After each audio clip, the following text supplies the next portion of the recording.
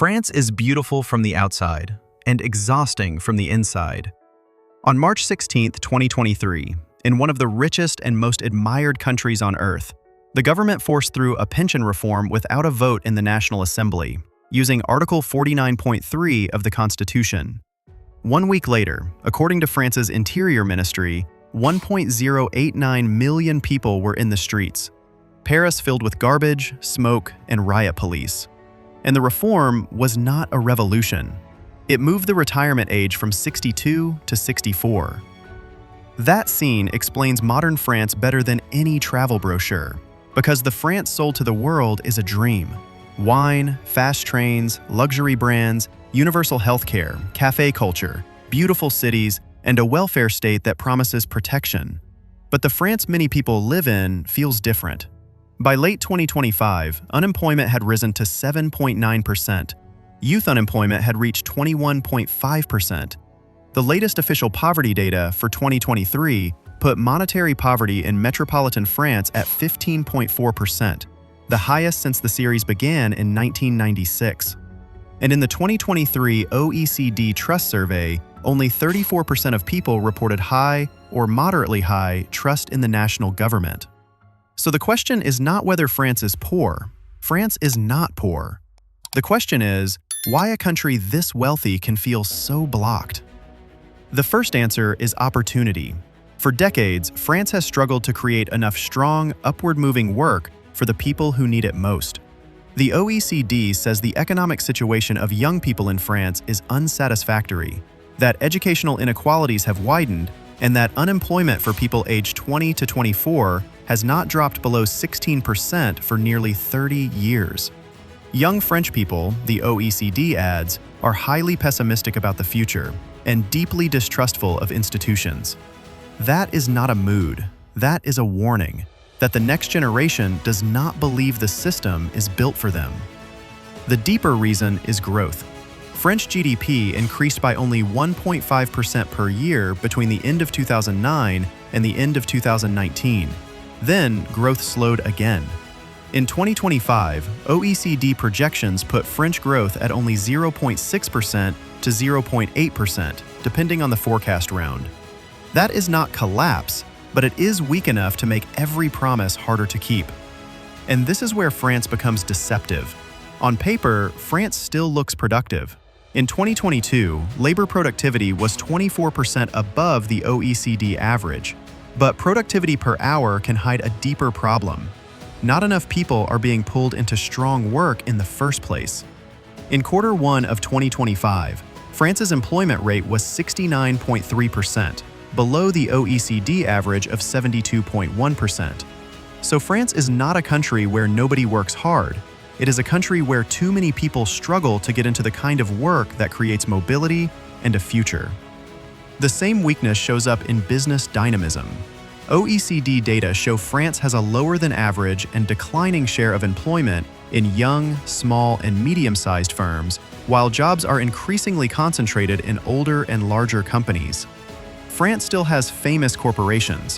What it lacks is enough new firms turning into broad engines of opportunity.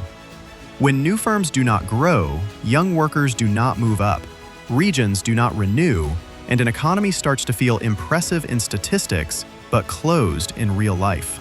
Then comes the second problem. The French state is enormous, expensive, and increasingly strained. In 2024, France's general government expenditure reached 57.2% of GDP, among the highest levels in the OECD. The fiscal deficit was 5.8% of GDP. INSEE's first results for 2025 put the deficit at 5.1% and public debt at 115.6% of GDP. This is not a country where the state disappeared. It is the opposite. The French state taxes, regulates, subsidizes, protects, and spends on a gigantic scale, and it does real work. OECD data show France gets one of the biggest poverty reductions from taxes and transfers in the developed world, cutting relative poverty by 28 percentage points. But the catch is brutal. The state is so large and growth is so weak that France is trapped in the worst middle ground. It taxes labor heavily, borrows heavily, and still cannot generate enough trust, mobility, or dynamism. For the average single worker in 2024, France had a tax wedge of 47.2%, the third highest in the OECD. For a one-earner married couple with 2 children, it had the highest tax wedge in the OECD, at 39.1%. So when French politicians talk about defending the social model, they are defending something real. But they are also defending a system that makes work unusually expensive and reform politically explosive. That is why the pension fight mattered. Moving retirement from 62 to 64 was not just about 2 extra years. It was a signal that even France's sacred protections are becoming harder to finance. The government said the reform was necessary to preserve the pension system. Critics saw proof that the bill for weak growth, weak employment, and chronic fiscal stress was once again being handed to ordinary people. And once people stop believing the system is fair, every reform feels like an ambush.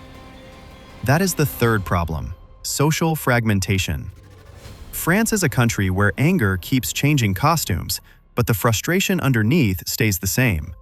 Yellow vests over fuel, pension strikes over retirement, riots in 2023 after the police shooting of Nahel Merzouk, when 45,000 police were deployed nationwide and unrest spread across major cities.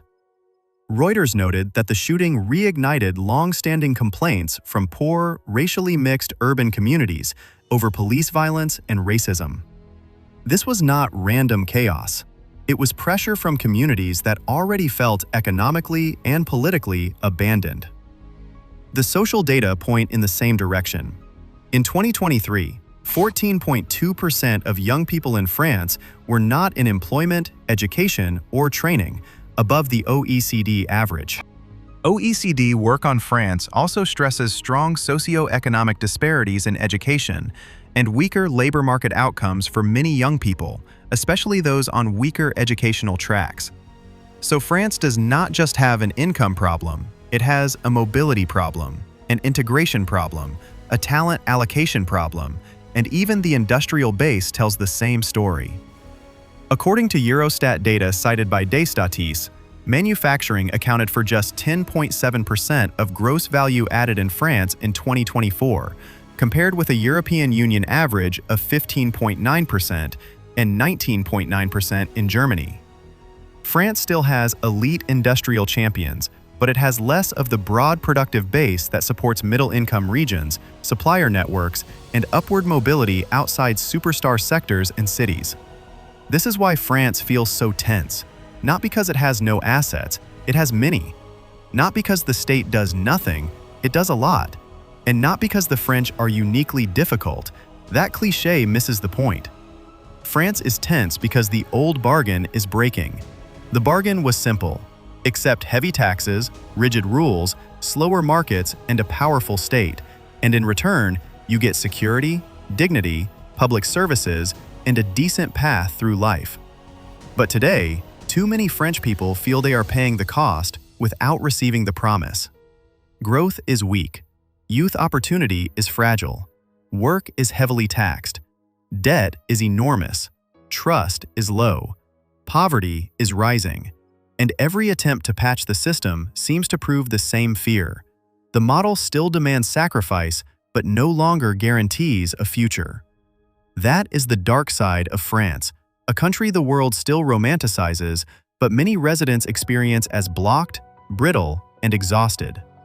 People will keep visiting France. They will keep loving the food, the streets, the museums, the myth. But admiration from the outside does not fix distrust from within. Unless France can revive growth, reduce the burden on work, create room for young firms and young workers, and reconnect its poorest communities to the real economy, more people will look at France the same way. Beautiful to visit, hard to believe in, and harder to build a life inside.